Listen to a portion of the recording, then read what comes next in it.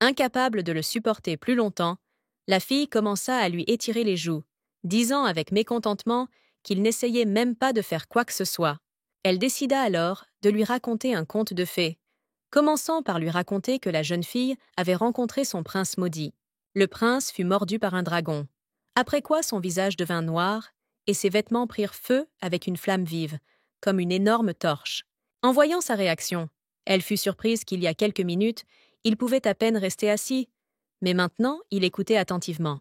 Elle a continué en disant que la fille avait demandé au prince si quelque chose lui faisait mal, et il avait répondu que rien ne lui faisait mal.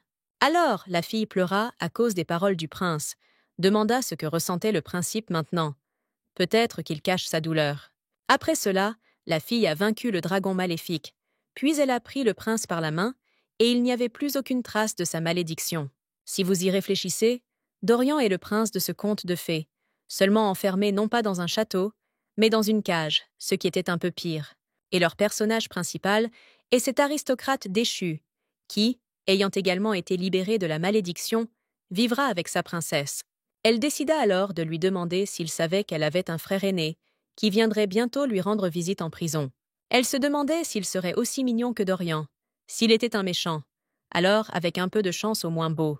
Elle était vraiment curieuse de savoir à quoi il ressemblait, mais Dorian ne devrait probablement pas lui être présenté. Après avoir demandé au gars de manger le dernier biscuit, elle a supposé que son frère le sortirait et qu'il viendrait simplement lui rendre visite. Elle s'est alors levée, souriant qu'il était temps pour elle de partir, et a dit au revoir au gars avec le biscuit dans la bouche. À ce moment-là, ses pensées n'étaient tournées que vers son frère, tandis que Dorian regardait tristement la jeune fille s'éloigner de lui.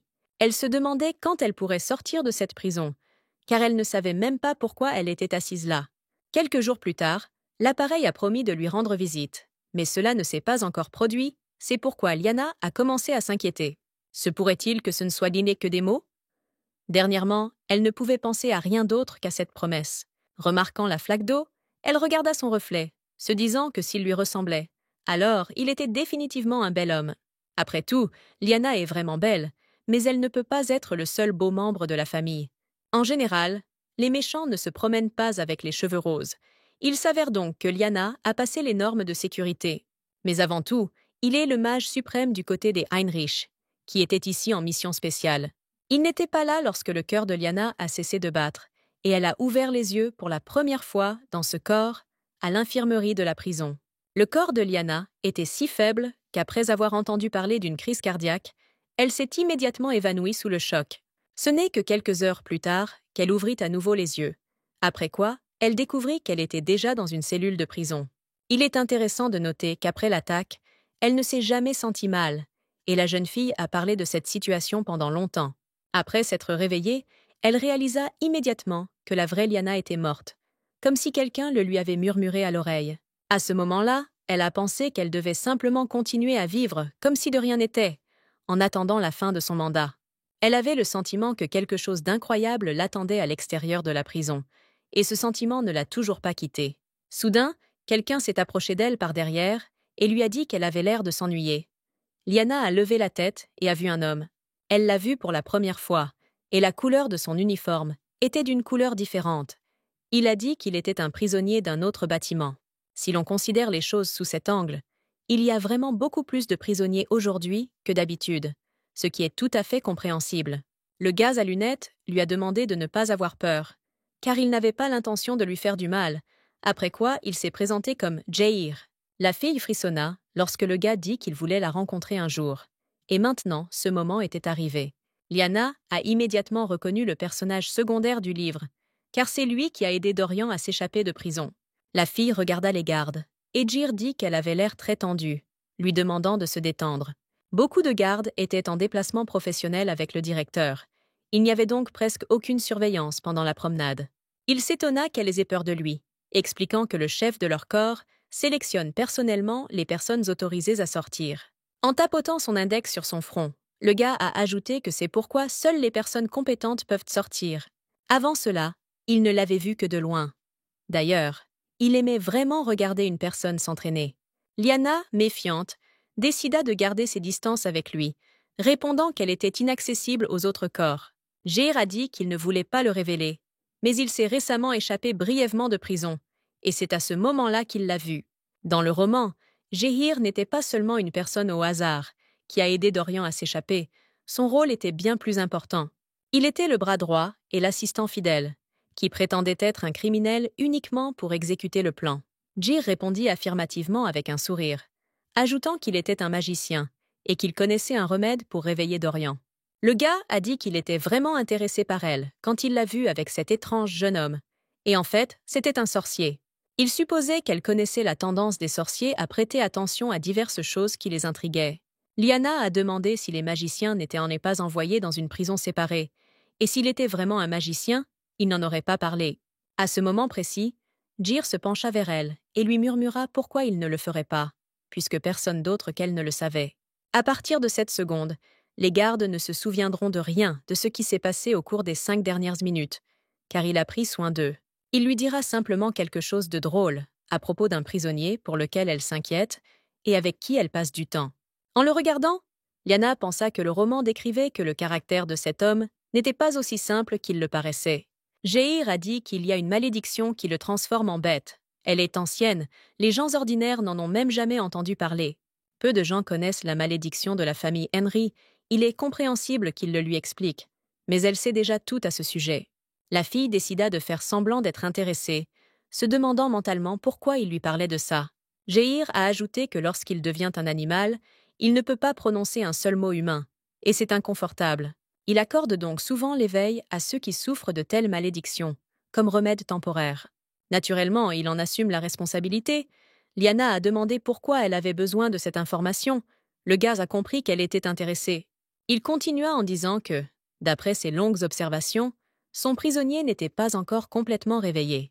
Si rien n'est fait, après s'être transformé en monstre, il fera constamment des ravages sans s'en rendre compte. La jeune fille s'est alors rendue compte qu'il ne pouvait pas parler normalement, non pas parce qu'il avait été éloigné de la société pendant longtemps, mais dans le livre, même sous l'apparence d'un monstre, il parlait toujours le langage humain, peut-être à cause de Jehir.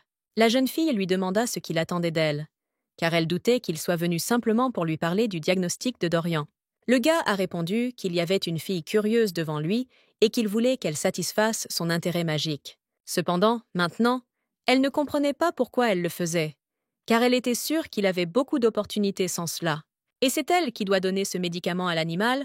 Lyanna était abasourdie et en même temps ne comprenait rien. Il n'avait rien étudié depuis si longtemps que ses mains le démangeaient. Et à cette seconde même, une boule d'énergie commença à se former dans ses mains. Lyanna fronça les sourcils, pensant qu'il disait ça, mais il avait besoin que le sort atteigne Dorian en particulier. Et en même temps, il visite la prison de plus en plus souvent, mais on ne sait pas vraiment pourquoi il en a besoin, et ce qu'il essaie d'accomplir.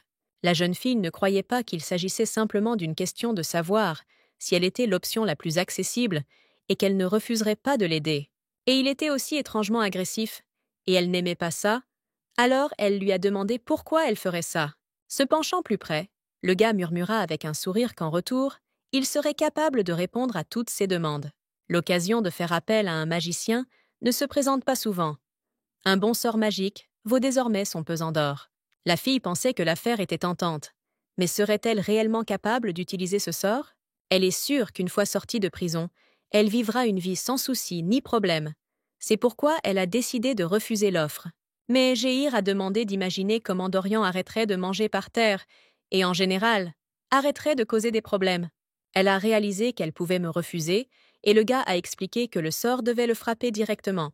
Il le mettra dans un porte-bébé qu'elle devra nourrir. En touchant le prisonnier, il s'activera. Il lui a ensuite demandé si elle pouvait lui donner la main, après quoi il s'est excusé, car ils avaient besoin de se toucher un petit moment. Lyanna était un peu gênée et excitée. Elle a dit qu'elle s'était préparée à l'avance et qu'elle était sûre qu'elle serait d'accord. Avant que la fille ne puisse poser la question, Jehir répondit qu'il l'avait compris grâce à une simple analyse. Lorsqu'il eut terminé, un sceau apparut sur son poignet. Il ajouta que le sort devait être activé la nuit. Lyanna a demandé comment elle allait y parvenir, puisqu'elle n'avait pas le droit de se promener librement dans la prison la nuit. Jehir rit, puis lui demanda de ne pas s'inquiéter, car il y avait pensé à l'avance aussi. Après cela, il lui mit un bracelet à la main, disant qu'elle pouvait utiliser ce bracelet magique en toute sécurité. Il expliqua que c'était son don, et la jeune fille lui demanda exactement comment il pouvait l'aider dans cette affaire difficile. En désignant son poignet, Lyanna décida de vérifier au cas où cela nuirait directement aux prisonniers. Jair a répondu qu'il n'y avait pas de quoi s'inquiéter, qu'il pourrait simplement y avoir une forte poussée de croissance, mais qu'après un certain temps, tout reviendrait. Soudain, il se retourna brusquement, déclara qu'il était temps pour lui de partir, puis ajouta qu'il se reverrait certainement. Le soir même, alors qu'elle se trouvait dans sa cellule, la jeune fille se leva lentement de son lit, se disant qu'elle s'était presque endormie. Elle savait qu'il était temps d'essayer d'aider leur belle, au bois dormant, à le libérer de la malédiction. Elle pensait qu'elle aimait tellement dormir que même si quelqu'un décidait de la kidnapper pendant qu'elle dormait, elle ne se réveillerait pas. Donc, si elle a besoin d'aller quelque part tard le soir ou tôt le matin, elle ne va généralement pas se coucher. Elle avait appris auparavant que la cellule était gardée la nuit, mais il y avait moins de sécurité ici que dans le centre. Hans a ajouté que c'était un secret. Mais le matin, il n'y avait presque aucune sécurité, car presque tout le monde dormait à ce moment-là. C'était naturel, puisque les nobles s'étaient habitués à être actifs jusqu'à tard dans la nuit et à ne dormir que pendant la journée. Comme il n'y a pas de soirées sociales en prison, ils se couchent tôt, mais se lèvent quand même tard, et c'est à ce moment-là que les gardiens se reposent. Il y a généralement 5 gardes, ici au maximum. Mais généralement il y en a 4. Il vaut donc la peine d'utiliser le bracelet tout de suite. Jair lui a donné 3 sorts. Le premier était un sort d'invisibilité et le second était d'ouvrir les portes verrouillées. Maintenant, Lyanna était invisible et regardait les 2 gardes qui marchaient calmement vers elle. Soudain, l'un d'eux demanda si l'autre venait d'entendre quelque chose, mais il était maintenant sûr que c'était lui qui avait fait le bruit. Un collègue lui a demandé d'arrêter de respirer si fort, parce qu'il était trop bruyant, ce qui leur a fait penser que quelque chose n'allait pas. Couvrant sa bouche avec sa main, Lyanna pensait qu'elle se tenait juste devant eux, mais ils ne pouvaient même pas la voir à bout portant. Le sort lui permet de voir tout ce qui l'entoure, tandis que ceux qui l'entourent ne peuvent pas la voir du tout. Soudain, elle remarqua un homme familier, et se demanda pourquoi, d'ailleurs, le gardien était revenu si tôt. C'est une période très chargée dans la capitale en ce moment. Il n'est donc pas surprenant qu'il soit tout le temps sur la route. La fille revint aussitôt au coin de la rue, un peu effrayée. Elle espérait qu'il ne l'avait pas entendue quand elle marchait. Les gardes étaient également très intéressés par cela. C'est pourquoi ils se demandaient entre eux s'ils cachaient un trésor ici. Remarquant Renag, la fille pensa qu'elle devait faire très attention à ne pas se mettre sur son chemin et à ne pas entrer en collision avec lui.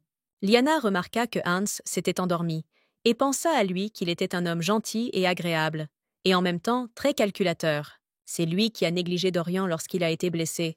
À ce moment précis, il s'est réveillé, a senti la présence de quelqu'un. Il lui a soudainement parlé sans hésitation. Elle a même eu peur, bien que le sort d'invisibilité soit toujours actif. Lorsque Lyanna s'est approchée de lui, l'homme a commencé à tourner la tête et à demander s'il y avait quelqu'un là. Tendant la main vers lui, la fille pensa qu'elle devait être prudente lorsqu'elle utilisait ce type de magie. Un contact direct pourrait suffire à vous affecter également. Après quoi, elle toucha son cou et il trembla. Une seconde plus tard, le garde était déjà allongé sur le sol, inconscient, et Lyanna pensait que cette partie du plan avait réussi. Le dernier sort que Jair lui avait appris était un sort de sommeil, et maintenant elle se sentait comme une sorcière. Mais lorsque la jeune fille s'approcha de la cellule de Dorian, elle frissonna immédiatement en entendant la question de savoir qui était là. En lui touchant la joue, la fille se demanda mentalement pourquoi il lui faisait autant confiance, car il ne devrait pas être si naïf. Lyanna retira sa capuche, brisant le charme, puis annonça avec un sourire qu'elle était venue lui rendre visite. Le visage sévère du gars s'adoucit immédiatement lorsqu'il déclara avec surprise qu'il ne s'attendait pas à la voir à une heure aussi tardive. Lyanna lui a demandé s'il savait quelle heure il était, et il a répondu qu'il avait l'impression que le soleil s'était déjà couché. Si vous faites attention, vous pouvez comprendre qu'il est très intelligent et intelligent, même si elle ne l'a pas remarqué au début. La fille a dit qu'elle serait heureuse de lui parler plus longtemps, mais qu'elle devait se dépêcher, ce qui a surpris Dorian. Ouvrant un petit sac qu'elle avait apporté avec elle, la fille dit qu'elle était venue ici pour lui donner quelque chose. Elle lui tendit la main et lui demanda de manger cela, et quelque chose d'inhabituel lui arriverait, dans le bon sens du terme. Dans sa paume se trouvait un bonbon scellé, qui était un cadeau de Jair. Elle lui a demandé de le manger à nouveau. Il est très difficile pour une personne ordinaire de rencontrer un vrai magicien, et il ne le croirait jamais la première fois. De plus, Jair a demandé de ne pas révéler tous les détails à Dorian, afin de laisser un peu de mystère. Liana a dit qu'il découvrirait tout après avoir mangé. Soudain, le gaz a demandé s'il pouvait. Elle a immédiatement accepté. Incapable de se contenir, la fille lui demanda à haute voix s'il était intéressé par ce que c'était et pourquoi il voulait le manger. Mais il s'en fichait. Elle croisa les bras sur sa poitrine et lui demanda comment il pouvait être aussi négligent, puisqu'il ne s'agissait même pas de lui faire confiance. Liana a déclaré qu'il ne devait pas simplement accepter tout ce qui lui était proposé, surtout en ce qui concerne la nourriture. Dorian répondit avec incertitude qu'elle avait elle-même dit que c'était sûr, mais que ce n'était pas une indication. Posant sa main sur sa poitrine, le gars a dit qu'il était sûr qu'elle ne lui ferait pas de mal, puis a demandé si elle le ferait. Baissant les yeux, Liana lui demanda ce qu'il en pensait. Mais malgré tout, il n'était pas nécessaire de faire confiance à quelqu'un aussi aveuglément. Disons qu'elle est de ton côté aujourd'hui, mais qui sait ce qui se passera la prochaine fois. Mais pour l'instant, il a besoin de le manger. Elle demanda à Jéhir de l'adoucir, car une fois l'effet réalisé, la douleur brûlante se ferait sentir. On pourrait dire qu'elle a donné un bonbon à l'enfant avant l'injection. Mais maintenant, elle se demandait si c'était bon. Liana pensait avec inquiétude que Jéhir avait dit que cela ne ferait qu'un peu mal, mais maintenant elle ne savait pas quoi faire. Elle se sentait très étrange maintenant. Mais maintenant elle avait besoin de dire le sort dans sa tête pour que tout fonctionne. Après avoir prononcé ce mot, au début rien ne se passa. Mais soudain Dorian fut transpercé par une force qui le fit s'évanouir. Dorian l'embrassa soudainement sur la joue, lui demandant si cela signifiait qu'elle lui appartenait aussi, comme les biscuits. Il était impossible d'appeler la sécurité ou de prendre des analgésiques. Dès qu'elle a décidé de partir, le gars lui a attrapé la main. La fille se souvint comment Jéhir avait dit avec un sourire qu'il y avait un petit effet secondaire, mais que tout était mineur. Cependant, en réalité, tout était loin d'être ainsi. Et maintenant le gars regardait Liana avec un air complètement confiant. Se penchant de plus en plus près d'elle, il lui demanda si elle l'évitait et où elle allait. Liana demanda à la laisser partir, mais en vain. À cette seconde même, Dorian, avec un regard prédateur, commença à embrasser tendrement sa paume sans la quitter des yeux. En regardant le gars sous le choc, Liana pensa avec stupeur qu'il s'agissait plus des effets principaux que des effets secondaires. Maintenant, elle était sûre que c'était le Dorian dont elle avait lu dans le livre. C'est à quoi il ressemblerait dans 4 ans. La fille lui a demandé de la laisser partir à nouveau, mais le gars a arrêté de sourire et a répondu avec assurance qu'il ne la laisserait pas partir. Liana n'a pas pu penser à quelque chose de mieux que de prendre le sac et de lui dire qu'il était un bon garçon qui adorait les biscuits. Dorian ignora complètement son offre, demandant comment elle devait s'appeler, car il avait un peu oublié. Pourquoi s'est-il souvenu qu'il devait l'appeler maîtresse, ce qui a fait frissonner la jeune fille, répondant que ce n'était pas nécessaire. Soudain, elle se souvint qu'elle lui avait réellement dit cela, mais décida de ne plus jamais plaisanter avec lui. La fille a demandé à être appelée par son nom, après quoi elle s'est présentée une fois de plus, ce qui a fait sourire le garçon. Soudain, il dirigea sa main vers le sac pour qu'elle puisse prendre un biscuit, après quoi il commença à le lui rendre.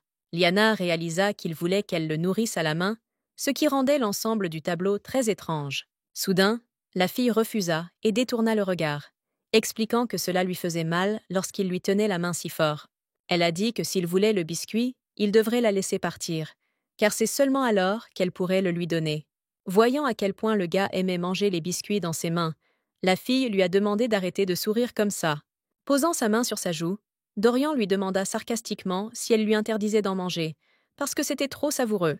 Fronçant les sourcils, la fille répondit qu'elle n'aimait pas les gens qui faisaient ce qu'ils voulaient. Lorsque le gars l'a laissé partir, Liana s'est détournée de lui, essayant de comprendre ce qui se passait et ce qu'elle devait faire.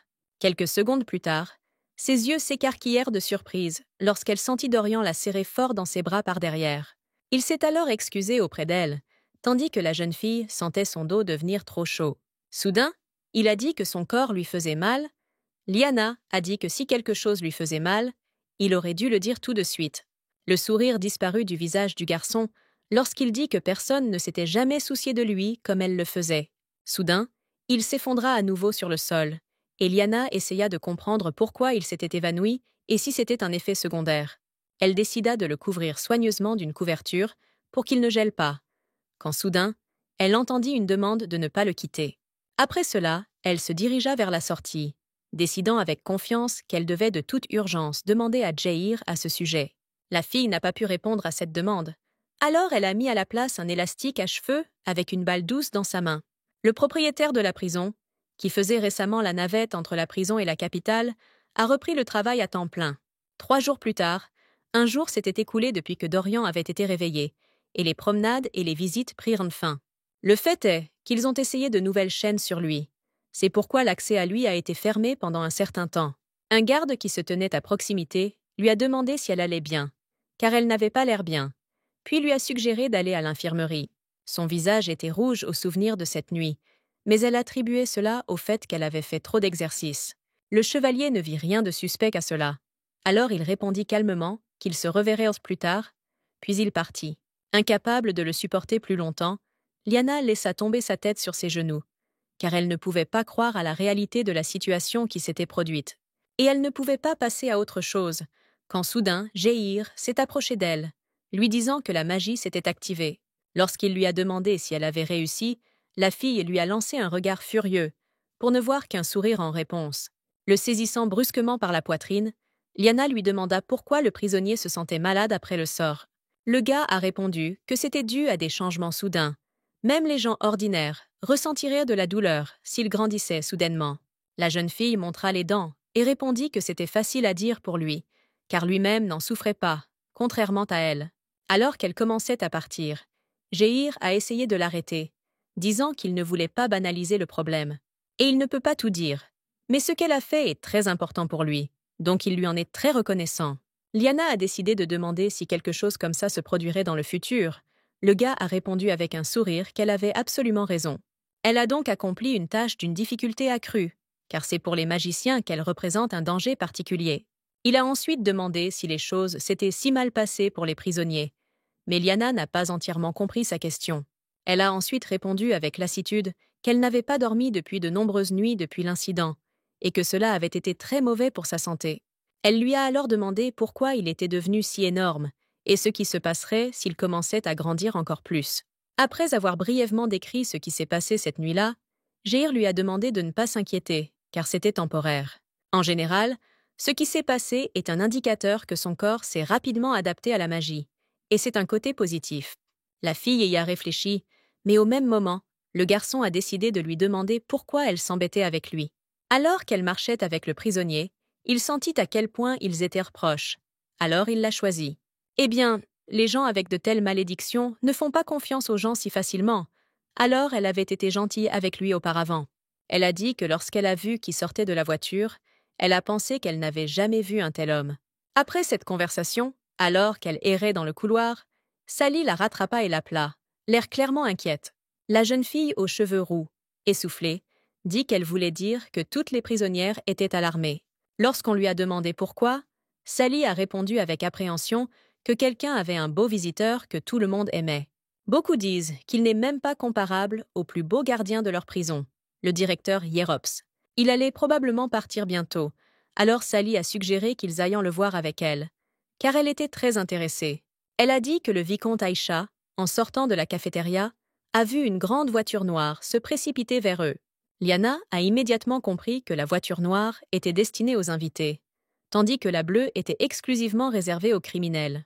Il a expliqué que le directeur voulait la voir, mais que la jeune fille ne comprenait pas ce qu'il attendait d'elle à un tel moment.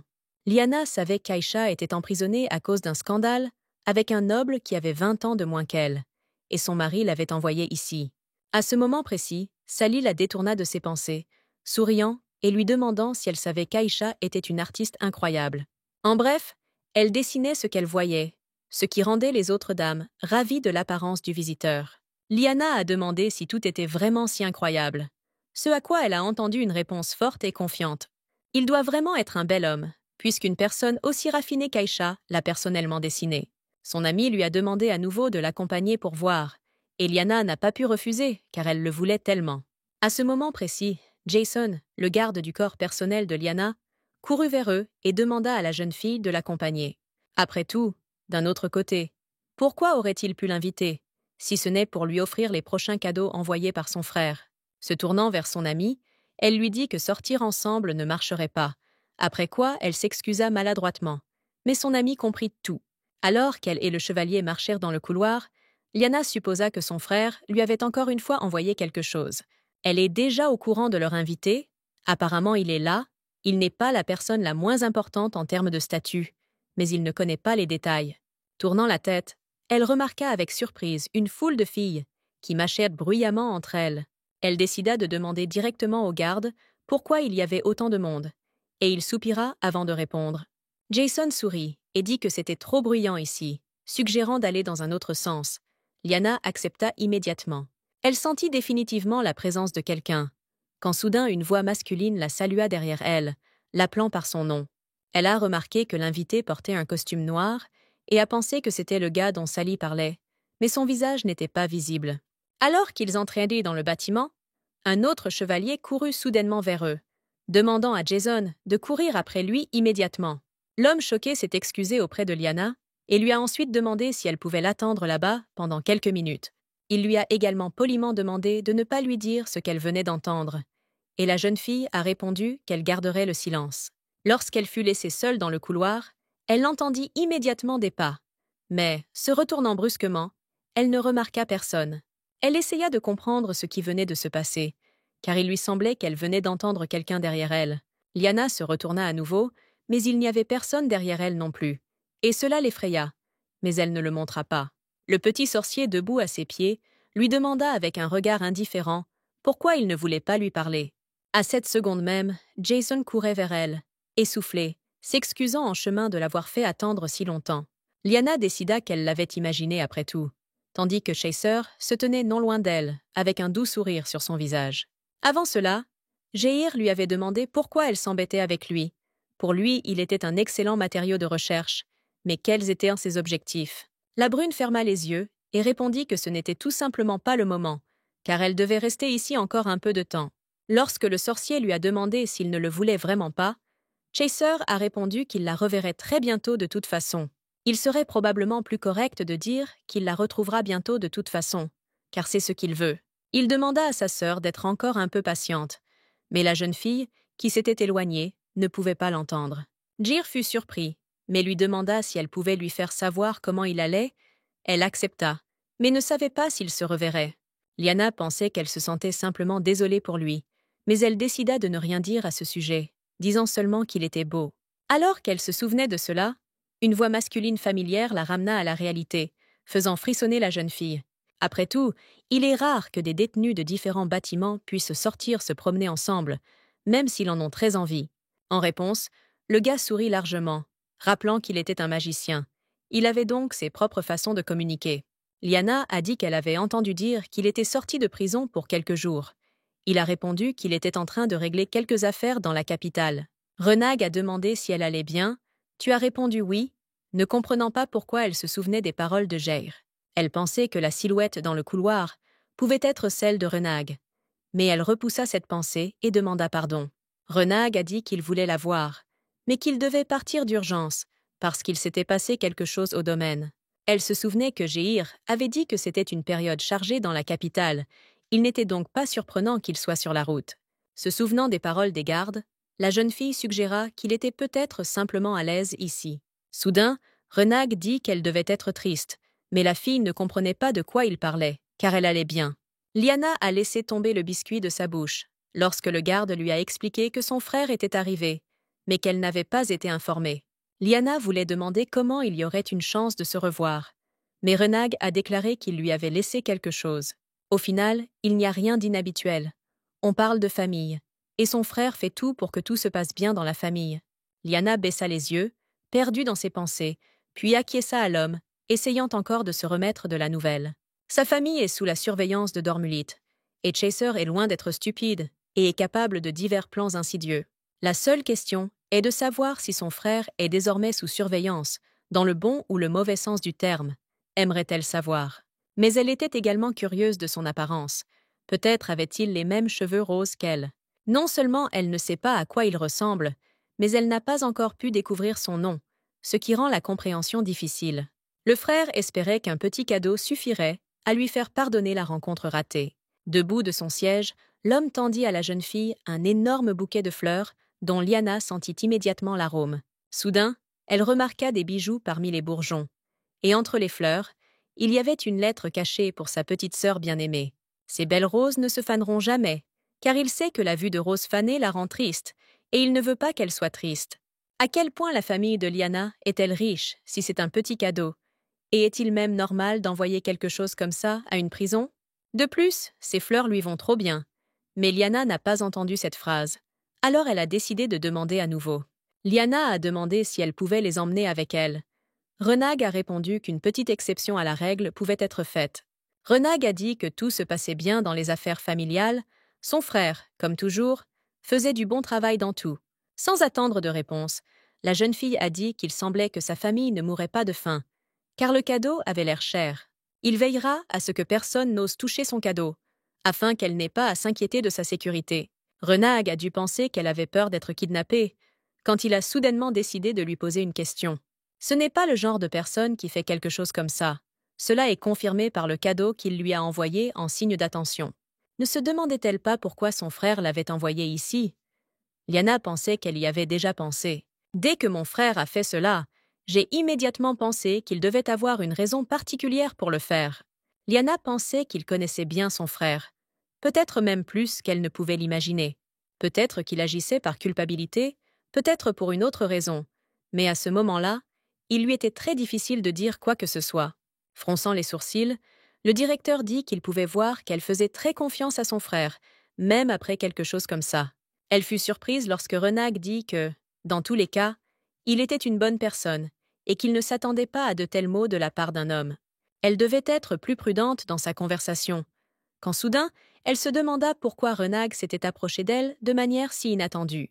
L'homme, embarrassé et incertain, répondit que ce n'était pas ça, qu'il aimait juste la façon dont il le portait. Elle a dit qu'elle lui faisait confiance, parce qu'il était son frère.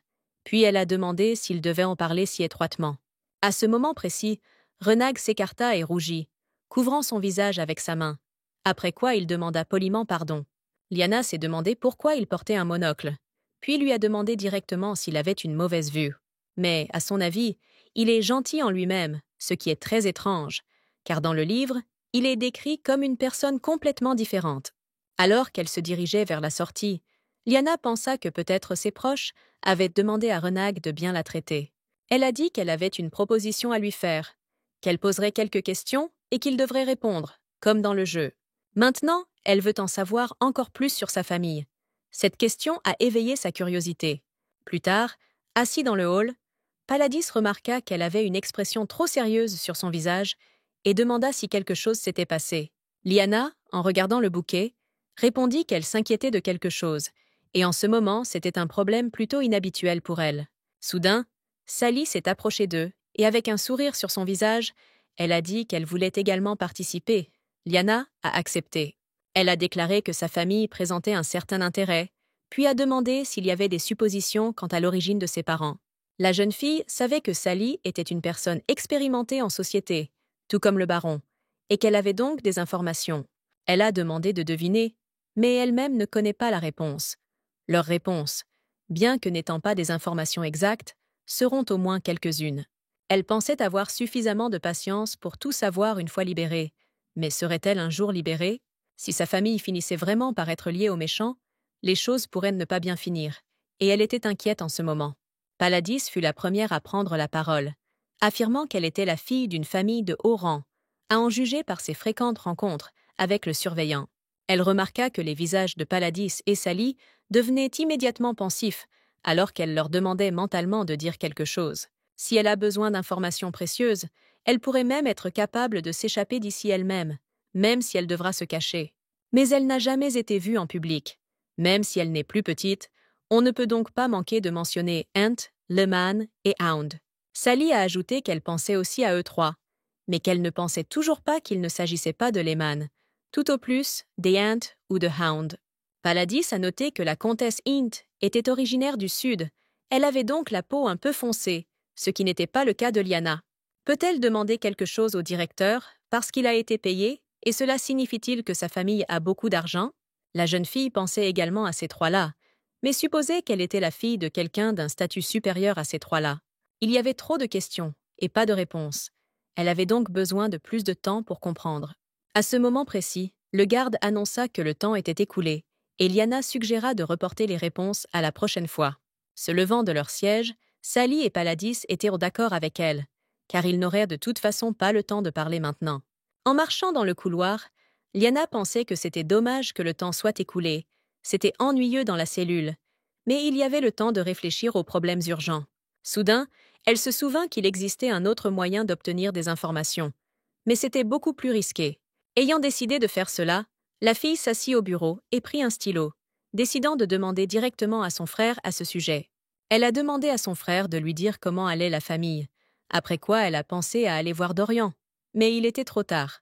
S'excusant mentalement auprès de lui, elle lui promit qu'elle viendrait demain. Mais maintenant, elle n'avait aucune idée de ce qui se passait là-bas. Le lendemain, lorsque Liana est allée rendre visite à Dorian, elle a été surprise de trouver 2 gardes. L'un des hommes a dit qu'elle était au mauvais endroit, et la fille pensait qu'elle n'avait jamais vu ces gardes. Tenant le sac dans sa main, elle s'est excusée puis a demandé ce qui s'était passé, puisque c'était la première fois qu'elle les voyait. Le garde répondit qu'ils étaient les gardes de l'aile ouest. Liana les regarda fixement, car elle savait qui ils étaient.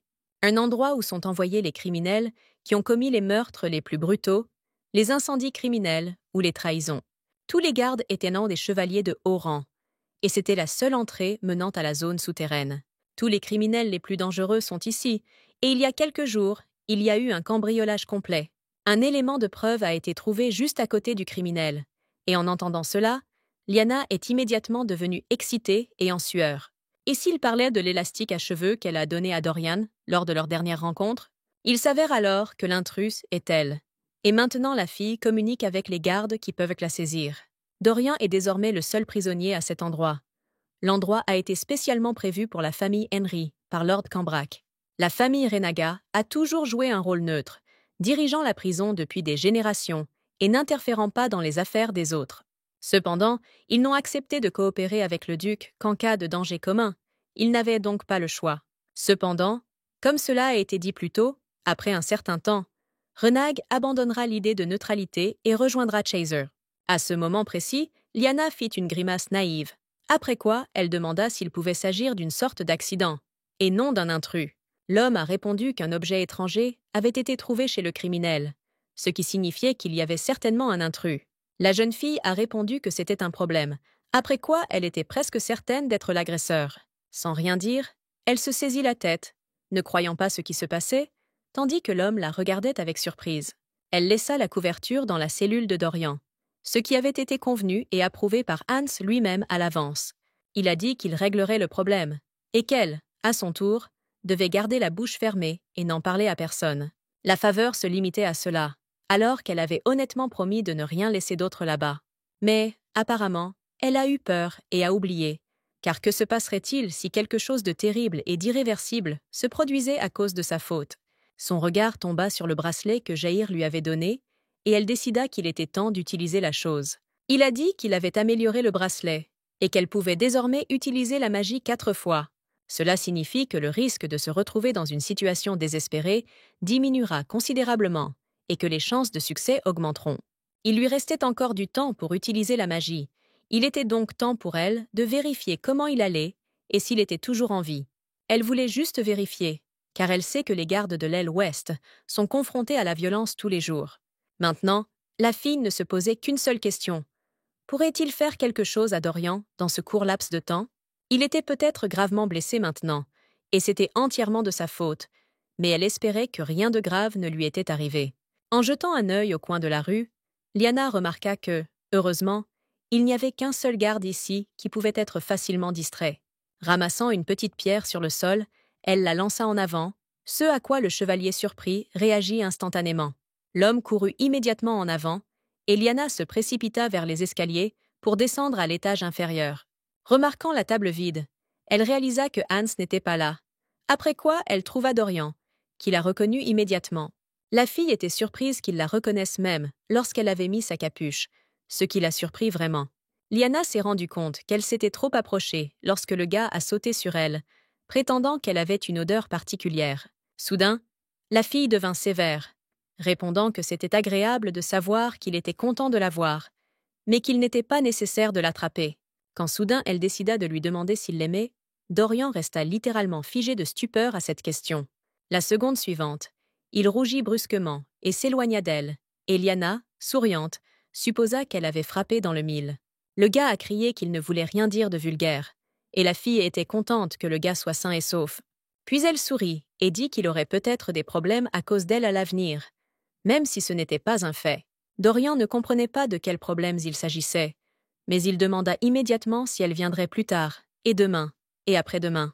Il ajouta que si elle venait, il la laisserait même le frapper. Liana fut surprise par des discours aussi bruyants. Soudain, elle lui demanda d'une voix forte et mécontente pourquoi elle lui avait apporté des médicaments à ce moment-là, ne voulant pas écouter ses excuses. Après cela, elle s'assit fatiguée à côté de lui, essayant de se calmer après sa petite escarmouche avec Dorian. Soudain, le gars l'a regardée et a dit qu'elle était la meilleure personne dans cette prison, et qu'il n'y en avait pas d'autre comme elle. Chaque jour, il ne pouvait penser qu'à elle. Liana était heureuse d'entendre cela, surtout à quel point il était gêné en le disant. Mais soudain, le gars a crié fort que lorsqu'il pensait à elle, son corps grandissait, ce qui semblait très ambigu. Lorsque la jeune fille entendit cela, un choc silencieux se figea sur son visage. Elle ne pouvait pas croire que Dorian puisse dire une telle chose. Couvrant sa bouche avec sa main, Liana pensait qu'elle avait beaucoup de questions, mais elle n'était pas sûre de devoir en exprimer certaines. Justifiant ses pensées, elle se demanda de se calmer, car elle était sûre qu'absolument tout le monde avait les mêmes démons dans la tête. La fille s'est assurée que tout allait bien, car si vous regardiez son regard, vous ne penseriez pas qu'il le pensait vraiment. À ce moment précis, Dorian rougit à nouveau profondément, après quoi il se couvrit la bouche avec ses mains et demanda à ne pas regarder si intensément.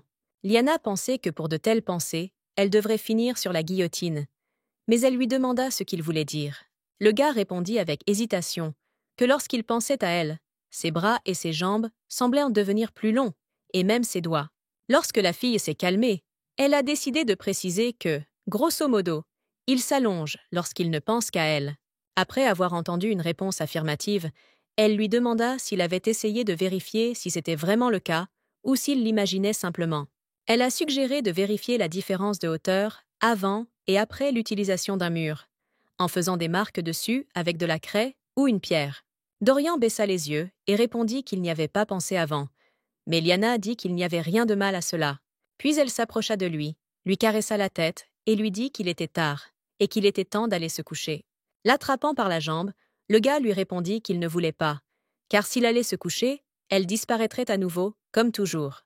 Il a ajouté qu'elle partirait et qu'on ne savait pas quand elle réapparaîtrait, mais qu'il voulait vraiment être à ses côtés maintenant. Le gars la regarda avec un regard doux, après quoi il commença à la supplier de rester avec lui encore un peu de temps. Liana a accepté de rester. Je lui expliquerai qu'elle doit absolument quitter cet endroit avant l'aube, et ce n'est pas sujet à discussion. Elle a ensuite ajouté qu'elle avait raison après tout, lorsqu'elle disait qu'il pourrait avoir des ennuis à cause d'elle. La fille lui a demandé s'il se souvenait de l'élastique à cheveux qu'elle lui avait donné. Le garçon a répondu par l'affirmative. Liana a expliqué que grâce à elle, la sécurité s'est rendue compte qu'une effraction avait eu lieu et a posté des gardes supplémentaires. À ce moment-là, son ami était sur ses gardes. Il semble qu'il ne l'ait pas dénoncé. À la fin, ils ont pensé que c'était quelqu'un d'autre. Donc elle a eu beaucoup de chance. Même si Hans l'a trahi, il est probablement en colère. S'il le lui avait dit, elle aurait dénoncé l'alcool et les cigarettes qu'elle lui avait données. De plus, il ne faut pas oublier qu'elle est une prisonnière spéciale. Il est donc doublement préférable pour Hans de rester silencieux. Soudain, Dorian lui a demandé de ne pas se blâmer, car quelque chose s'était produit avant qu'elle ne lui donne l'élastique.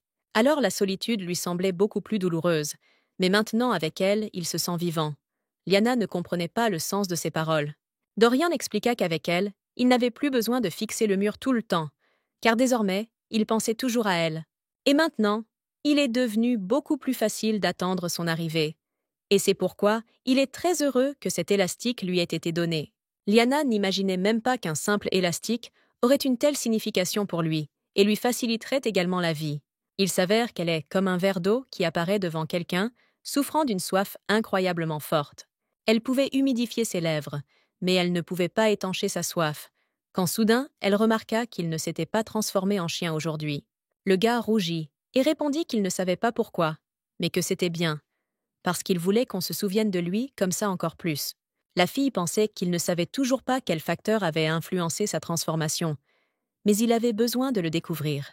À ce moment précis, le gars a commencé à gémir comme s'il avait mal, et la fille l'a regardé avec inquiétude, ne comprenant pas ce qui se passait. Quand elle le toucha, elle sentit qu'il était tout chaud. Quand elle réalisa soudain que cela pouvait être l'effet secondaire. Soudain, Dorian intercepta sa main, après quoi il la salua avec un sourire, et elle mit de côté tous les doutes. Sans lui lâcher la main, le gars lui demanda, avec un sourire et un intérêt non dissimulé, ce qu'elle lui avait préparé aujourd'hui. Liana retira brusquement sa main, répondant d'un air mécontent qu'elle n'avait rien à lui donner, et qu'elle n'était pas sa maîtresse. Réalisant qu'il était maintenant temps de partir, la jeune fille se leva du sol, déclarant qu'il était grand temps pour elle de partir. Il fit un geste de la main et lui demanda pourquoi elle ne s'était pas allongée ici. En entendant cela, Liana fut choquée et pensa qu'il était fou. Alors qu'elle sortait de la cellule, elle pensa qu'elle devait se rappeler de s'enfuir dès qu'il se sentirait mal. En montant les escaliers, Liana pensa qu'elle ne devait pas oublier d'utiliser le sort d'invisibilité. En jetant un œil au coin de la rue, elle remarqua que les gardes étaient près de retour en service. Elle dut donc se faufiler prudemment devant eux. Soudain, la fille frissonna lorsqu'elle entendit des pas derrière elle. Et à chaque seconde, ils se rapprochèrent. Liana resta debout et ne bougea pas, essayant de comprendre quoi faire dans une telle situation, car un bruissement, et elle serait immédiatement attrapée. Lorsqu'elle décida de se plaquer contre le mur, elle entendit immédiatement une question dans sa direction, si elle aimait la promenade. En se retournant, elle remarqua Renag et essaya de comprendre comment il la voyait, puisqu'elle utilisait la magie d'invisibilité. La sécurité ne l'avait pas encore remarqué, et tout ne pouvait pas s'arrêter de fonctionner à un moment aussi malheureux. Cependant, la fille comprenait parfaitement que tout allait bien avec la magie de Jair. C'est pourquoi elle se mordit nerveusement la lèvre. Lorsque l'homme s'est approché d'elle, il lui a lentement tendu la main et lui a demandé de ne pas se mordre les lèvres, car cela pourrait provoquer du sang. La fille fut stupéfaite lorsque Renag tendit la main vers elle, car cela signifiait qu'il la voyait définitivement. Le garde détourna le regard et dit qu'il n'avait pas voulu l'effrayer. Il l'avait simplement remarquée debout silencieusement au milieu du couloir. Liana lui a demandé comment il savait par derrière que c'était elle, ce à quoi elle a reçu la réponse qu'il ne pouvait tout simplement pas s'empêcher de la reconnaître. Il l'avait compris à la taille des pas et au rythme. La fille essayait de comprendre comment cela était possible, ne croyant pas ce qu'elle entendait. Il posa ensuite sa main sur sa poitrine, lui demandant si elle était surprise qu'il puisse la voir, même sous le sort d'invisibilité. Liana est devenue nerveuse après avoir été d'accord avec lui, puis a décidé de lui demander directement comment il avait fait. Renag décida de demander en réponse ce que la dame faisait au sous-sol à une heure aussi tardive, et sous un charme. La fille pinça les lèvres, disant que si elle n'obtenait pas de réponse à sa question, alors il resterait également sans réponse. L'homme comprit ce que signifiait son silence, après quoi il dit qu'il la voyait parce que c'était une question de ses capacités.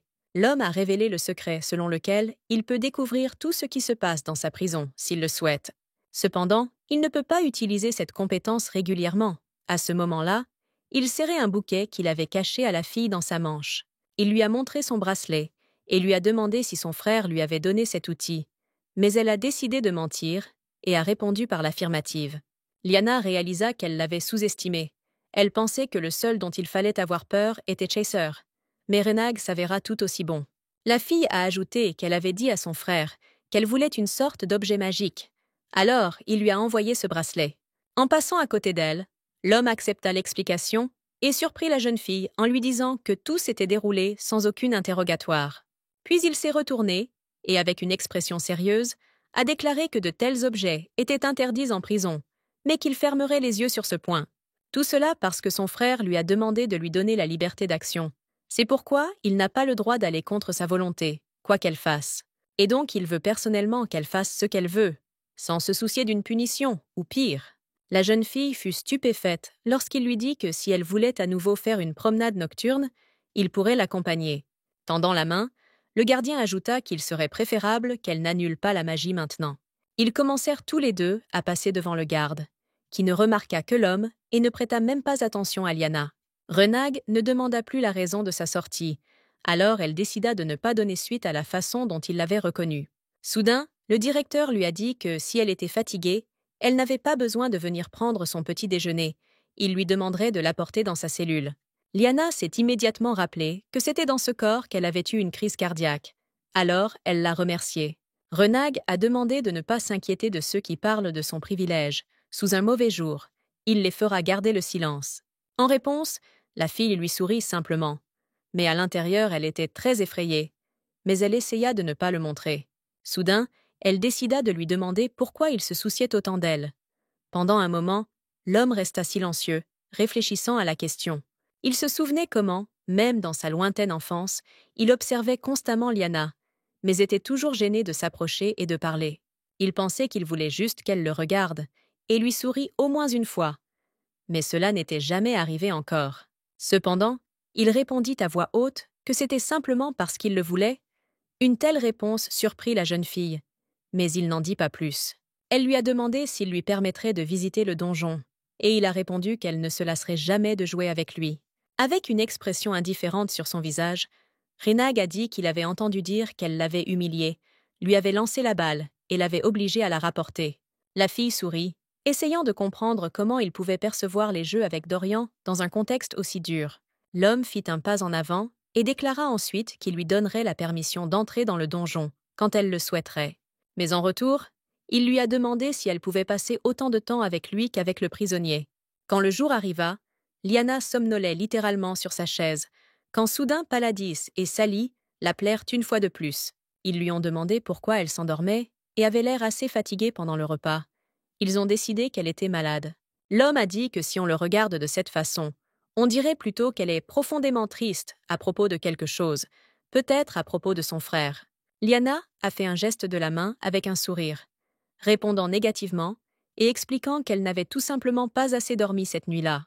Elle oublia son frère, et sa réponse fut encore retardée, bien qu'un certain temps se soit écoulé. De plus, il y avait du bruit aujourd'hui, et les gens disaient que le musée d'art de Bunton avait explosé aujourd'hui. D'autres ont déclaré que le journal avait écrit que le directeur de la maison d'Ormulite avait été grièvement blessé et qu'il risquait de ne pas survivre. Liana est surprise. Bien que la famille d'Ormulite ne soit pas la meilleure selon l'intrigue, elle est l'un des deux patrons de l'Empire. Se pourrait-il que ce soit l'œuvre de son fils Chaser? Il n'était pas en bons termes, donc tout est possible. Soudain, le gars a fermé la bouche de celui qui avait dit cela, expliquant que les partisans de la Rose Noire pouvaient l'entendre. Le gars effrayé a ajouté qu'il ne fallait pas les provoquer, sinon la prochaine bombe apparaîtrait certainement à côté de lui. Alors que Liana se levait de son siège, elle pensa que si le chef actuel mourait, tout le pouvoir passerait à Chaser. Les disciples de Chaser sont comme leur idole, fous, et parfois, ils provoquent des troubles à l'insu de tous. Il semble qu'elle, de toutes les personnes, soit la seule à ne pas se soucier de tout cela, alors elle a décidé de ne plus écouter les mauvaises nouvelles. Cet endroit est situé très loin de la capitale, on peut donc dire qu'il est complètement à l'abri de ses passions. Liana le pensait jusqu'à ce qu'il lui arrive quelque chose, mais personne n'aurait pu s'attendre à ce que cela arrive. Lorsque Liana arriva dans la cellule de Dorian, elle rencontra le chevalier senior Rubin, qui fut heureux de la rencontrer. La fille pensa avec mécontentement qu'il semblait savoir qu'elle venait, probablement que Renag l'avait envoyée pour garder un œil sur elle. Il a dit qu'il avait reçu l'ordre de satisfaire tous ses caprices, puis lui a demandé ce qu'elle souhaitait à ce moment-là. Liana répondit qu'elle voulait faire une promenade en tant que prisonnière, après quoi 2 gardes ont conduit Dorian hors de la cellule. Le gars n'arrêtait pas de regarder Rubin, même si je ne savais pas qu'il était le chevalier le plus âgé, mais c'était comme s'il sentait sa force. Dans la rue, Liana lui prit la main et lui demanda de ne pas être nerveux, car personne ne lui ferait de mal. Même s'il est évident que pour lui, une nouvelle garde signifie un nouveau nombre d'interdictions, une telle réaction n'est pas surprenante.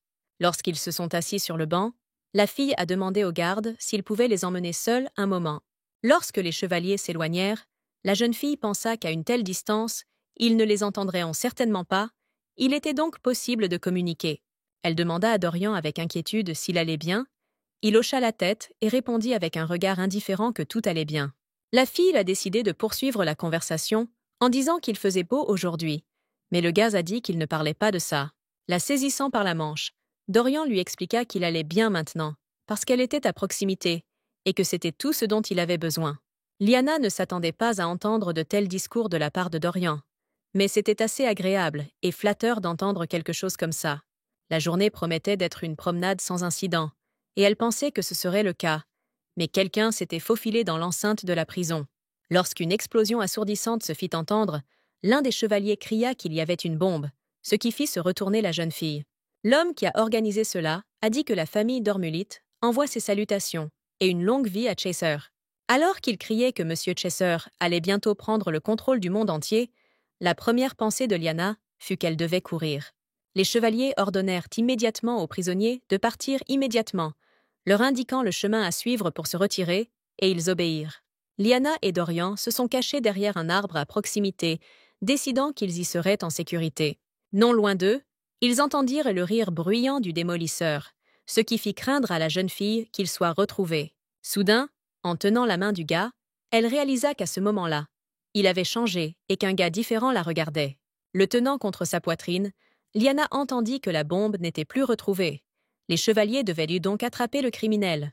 À ce moment précis, ils ont annoncé que le prisonnier souterrain avait disparu, probablement caché quelque part, et qu'ils devaient le retrouver. Lyanna pensait avec mécontentement que les choses allaient mal, même si elles étaient désormais hors de danger d'une nouvelle explosion. Cependant, ils ne sont pas à l'abri du danger que Dorian soit vu comme ça, et cela pourrait lui causer d'énormes problèmes.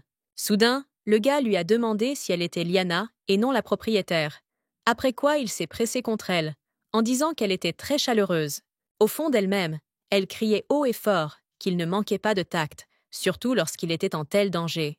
Lyanna essayait de comprendre ce qui avait provoqué sa croissance. Bientôt les gardes les trouveraient, et alors ils le verraient comme ça. Mozgov la regarda et lui demanda si elle n'était pas contente de le voir. La jeune fille répondit que ce n'était pas le moment de parler de telles choses. La première chose que les gardes penseront lorsqu'ils les trouveront, c'est qu'elle est impliquée dans les changements qui se produisent en lui, et que rien de bon n'en sortira. Soudain, Dorian toucha ses lèvres avec son pouce, disant que si elle se mordait la lèvre si fort, cela commencerait à lui faire mal. Le gars a ajouté avec un sourire qu'il avait personnellement testé cela. Après quoi, il a proposé de la mordre lui-même et de l'aider. La fille retira sa main avec un regard mécontent et dit que cela n'en valait pas la peine, ce qui ne plaisait pas beaucoup à Dorian. Puis il a mis sa main sur sa joue. « Merci. Est-ce qu'elle aime le toucher? Il se sent vraiment bien quand elle fait ça. » Et il y avait probablement des survivants ici, mais elle n'avait pas à s'inquiéter, car aujourd'hui, il détruirait chacun d'entre eux. Il a ajouté qu'elle l'avait touché de la même manière, en réponse à quoi Lyanna a dit qu'il serait préférable pour lui de se taire maintenant. Soudain, le gars a demandé si on ne pouvait pas se mordre les lèvres. Et la main? La fille, excitée, a répondu qu'on ne pouvait pas se mordre la main non plus. Soudain, ils entendirent deux chevaliers qui n'étaient là pas loin d'eux, disant que le bruit venait de là. Au même moment, Dorian, mécontent, lui demanda si elle avait également oublié comment elle l'avait battue, sans prêter attention aux gardes. Lyanna fut surprise que cette version ait également des souvenirs de la forme de la bête, puis attira Dorian vers elle. La fille lui a murmuré de serrer son corps le plus près possible, et il a voulu s'allonger sur ses genoux. Sans réfléchir à deux fois, Lyanna n'était pas d'accord, mais le gars a été surpris de voir à quel point c'était facile pour lui, et s'est immédiatement allongé. Assise sous l'arbre, la fille écoutait les gardes courir dans tous les sens, attendant qu'ils les trouvent. Soudain, Rubin les a trouvés et Lyanna a dit qu'elle allait bien maintenant, juste un peu choquée par l'explosion. Mais le prisonnier était malade, il avait de la fièvre. La jeune fille le remercia mentalement qu'il soit revenu à sa vraie forme. Regardant le prisonnier avec surprise, l'homme dit qu'il était heureux qu'ils soient tous les deux en liberté conditionnelle. Rubin a suggéré qu'ils reviennent. Au même moment, la fille a jeté un dernier regard au gars qui dormait sur ses genoux. Lyanna courut vers sa cellule, respirant lourdement, puis commença à se souvenir de ce qui était arrivé à Dorian. Elle ne pouvait pas croire qu'il avait grandi à ce moment précis, et qu'il se souvenait même d'avoir été sous sa forme animale. En conséquence, Dorian fut à nouveau enfermé et expulsé du cachot, jusqu'à ce que le conflit avec le poseur de bombes soit réglé. La fille voulait de l'eau froide, et dès qu'elle eut bu, elle soupira de contentement, pensant que maintenant, elle pouvait continuer à vivre. On dit que la douleur est une irritation des terminaisons nerveuses, mais on ne sait pas exactement comment fonctionne la magie de la croissance et comment elle fonctionne. La question se posait de savoir pourquoi Dorian souffrait. Elle devait y réfléchir sérieusement, car c'était sa responsabilité directe. Après tout, c'est elle qui a éveillé cette magie en lui, bien qu'avec l'aide de Jair. Mais tout cela a été fait par ses mains. Cette fois, elle doit absolument rencontrer Jair pour tout savoir en détail et lui demander des informations. En s'approchant de la table, elle fut surprise de trouver une lettre qui n'était pas là le matin. Peut-être son frère l'avait-il envoyée? À ce moment précis, elle se souvint qu'elle lui avait demandé de lui parler de sa famille, et il lui sembla qu'elle avait reçu la réponse tant attendue. Le contenu de la lettre était extrêmement bref, dans lequel le frère demandait seulement à sa sœur bien-aimée qui la dérangeait. C'était écrit comme s'il était en colère. Mais c'était étrange, car elle n'avait donné aucune raison d'être en colère. En relisant la lettre, Liana ne comprenait toujours pas pourquoi il était en colère. Et à cause de quoi? Car elle ne demandait rien de tel. Peut-être se trompait-elle. Mais cette brièveté était agaçante, et généralement, une lettre d'un frère est pleine de salutations. Après l'avoir posée sur la table, la fille a même supposé que ce n'était pas lui qui l'avait écrit. Et maintenant, elle essayait de comprendre quel était le problème. Elle vient de poser des questions sur sa famille, donc on ne comprend pas pourquoi elle devrait être en colère pour une question simple et innocente. Mais elle ne pense pas avoir tort à propos de la colère, car elle a l'impression qu'il manque quelque chose et que le puzzle ne s'emboîte pas. Frère, lettre, famille. Elle n'arrive pas à établir de lien. Maintenant, il serait important pour elle de connaître au moins son nom de famille. En se dirigeant vers son lit, elle pensa qu'il ne servait à rien de s'inquiéter autant et qu'elle avait besoin de se reposer un peu. Elle voulait écrire une lettre de réponse plus tard, mais à la fin, elle l'a complètement oubliée et n'a pas répondu. Le lendemain, elle fut appelée chez le directeur, ce qui poussa Liana à regarder à nouveau la table dressée avec stupeur. En la regardant, Renag, complètement calme, lui a demandé ce qu'elle aimerait répondre aujourd'hui, attendant une réponse. Lorsqu'on lui demanda ce que c'était, l'homme répondit que c'était des desserts. La fille le voyait parfaitement, mais ne comprenait pas à quoi cela servait. Elle ne comprenait pas de quoi il s'agissait, ce à quoi Renag répondit qu'il l'attendait. Mais cela ne fit qu'effrayer la jeune fille. Il lui a demandé ce qu'elle voulait, ajoutant que si ce n'était pas là, elle ne devait pas être timide et le demander, et il le lui apporterait. Avec un sourire gêné, elle répondit que le gâteau et le sorbet lui suffiraient. Mais elle décida de découvrir de quoi il s'agissait. La directrice a répondu parce qu'elle avait promis qu'elle passerait autant de temps avec lui qu'avec Dorian. Souriant, l'homme ajouta que ce serait une grave erreur de gaspiller ses minutes pour autre chose que quelque chose de spécial. Liana le regarda avec une surprise non dissimulée, se souvenant qu'elle était brièvement passée voir Dorian ce matin-là. Mais comme il était sous forme de bête, il ne pouvait pas communiquer normalement. Alors elle a dû partir. Liana a au moins découvert que Dorian allait bien, et elle a voulu lui demander quelque chose d'important. Mais ça n'a pas marché. Elle regrettait de ne pas avoir pu le faire, et en même temps, c'était étrange qu'elle ait décidé d'en parler seulement maintenant. Mais le corps de Dorian avait toujours beaucoup de cicatrices. Elle pensait qu'elles étaient toutes des restes des coups de son père. Et ce n'est qu'après un certain temps que j'ai découvert qu'un des gardes l'avait battu. Ils ont dit qu'il devait être battu pour qu'il devienne humain. Ce type ne comprenait sincèrement pas ce qu'il y avait de mal à se faire battre. Et à cause de cela, de nombreux problèmes sont apparus dans la tête de la fille. Renag lui a soudainement demandé si elle pensait la même chose du sorbet, puis a dit que c'était délicieux, et a commencé à le lui donner avec une cuillère. La fille fut surprise par ce comportement. Après quoi, elle lui demanda s'il voulait aussi essayer cette fraise. Renag se pencha, et Liana lui enfonça une fourchette dans la bouche. Puis l'image de ce qui se passait commença lentement à lui apparaître. La seconde suivante, elle frissonna et demanda pardon à haute voix, car elle s'était un peu laissée emporter par ses actions. À son tour, l'homme s'essuya la bouche avec un mouchoir, répondant qu'il n'avait absolument aucune idée de ce pourquoi elle s'excusait, mais que cela ne le dérangeait pas. Après tout, si c'était elle, il pardonnerait tout sans s'excuser. De tels mots provoquèrent un autre choc sur le visage de Liana. En baissant les yeux, elle pensa qu'elle n'arrivait toujours pas à s'habituer à lui, même si elle communiquait avec lui depuis longtemps. Elle avait promis à Renag de passer autant de temps avec lui qu'avec Dorian, mais maintenant, elle se sentait mal à l'aise. En conséquence, elle ne peut pas le regarder dans les yeux sans peur, même si elle comprend que cet homme ne peut rien lui faire. Mais elle sait à quel point cet homme peut être cruel dans un accès de colère, car elle se souvenait très bien de lui dans le roman. Elle se tendit un peu, pensant que l'essentiel était de ne pas croiser son chemin. Seulement alors tout irait bien pour elle.